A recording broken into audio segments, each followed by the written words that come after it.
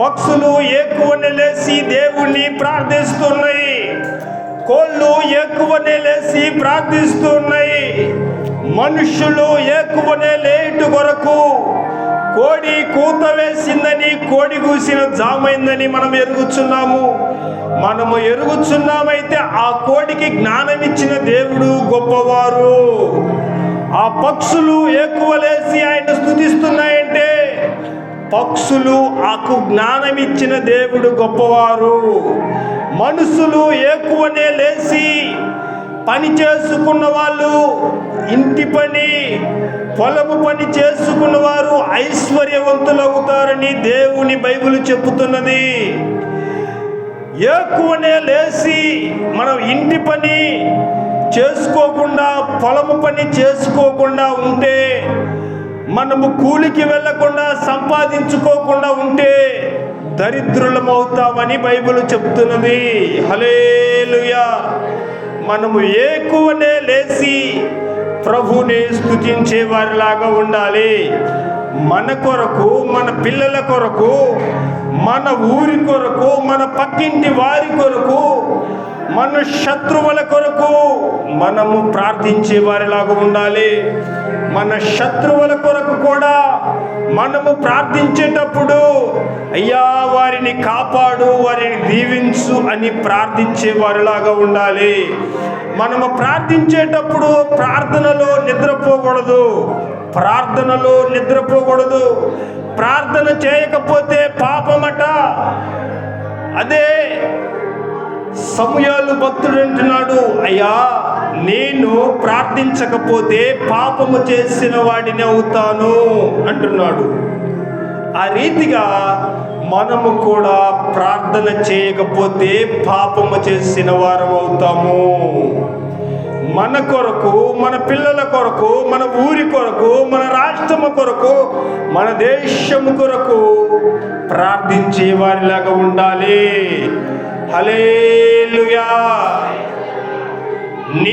నీవు ప్రార్థించి నీవు స్పష్టముగా ఉంటే, ఆయన నియమాలు పాటించి ఆయన మార్గములో నడిస్తే నిన్ను బట్టి నీ దేశాన్ని రక్షిస్తా, నిన్ను బట్టి నీ దేశాన్ని కూడా స్వస్థపరుస్తా అన్నాడు దేవుడు.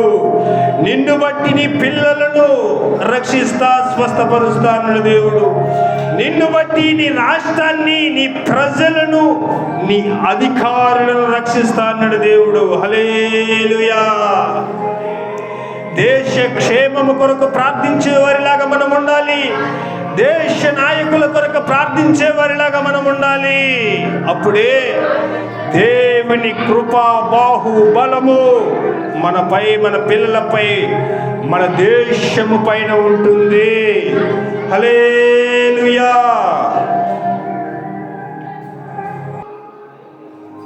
ఎబ్రీ 10వ అధ్యాయము 26వ వచనము,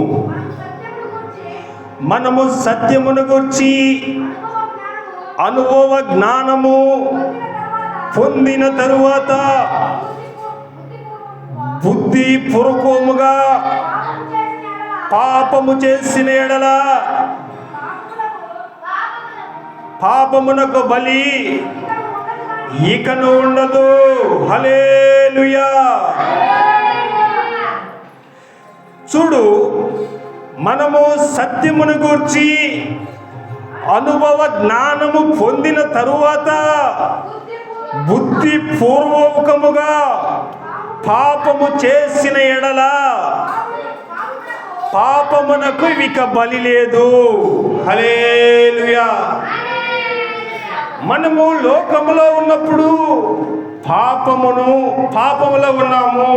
ఆజ్ఞాతిక్రమమే పాపము, మాటల ద్వారా పాపము, ఆలోచనల ద్వారా పాపము, నడవడి ద్వారా పాపము, మనము చేసే పనుల ద్వారా పాపము చేసాము. దేవుడు వాటి నుండి మనల్ని విడిపించిన తరువాత, బుద్ధి వచ్చిన తరువాత పాపము చేస్తే మరలా ఇంకొక బలి లేదు అంటుండు దేవుడు. హల్లెలూయా. యేసు ప్రభు బలి ద్వారా సిలువలో ఆయన కార్చిన రక్తము ద్వారా నీ కొరకు నా కొరకు గొల్గొతా కొండపై నలగగొట్టబడి మనము రక్షింపబడి ఉన్నాము. ఆయన దేవుడయ్యండి భూమి మీదకి మనిషిగా వచ్చి, ఆయన దేవుడయ్యండి భూమి మీదకి మనిషిగా వచ్చి నీ కొరకు నా కొరకు నలగగొట్టబడి 33 కొరడా దెబ్బలు తిని, ఆయన గాయపడి ఆయన రక్తము నడి వీధుల్లో కార్చి మనము రక్షింపబడిన తరువాత, ఇక బుద్ధి వచ్చిన తరువాత, మనము పాపము నుండి విడిపించబడిన తరువాత మరలా పాపము చేస్తే ఇక బలి లేదు అంటున్న దేవుడు. హల్లెలూయా. మనం బుద్ధి వచ్చిన తర్వాత వాక్యమును బట్టి మనల్ని మనము సరి చేసుకునే వారిలాగా ఉండాలి. హల్లెలూయా.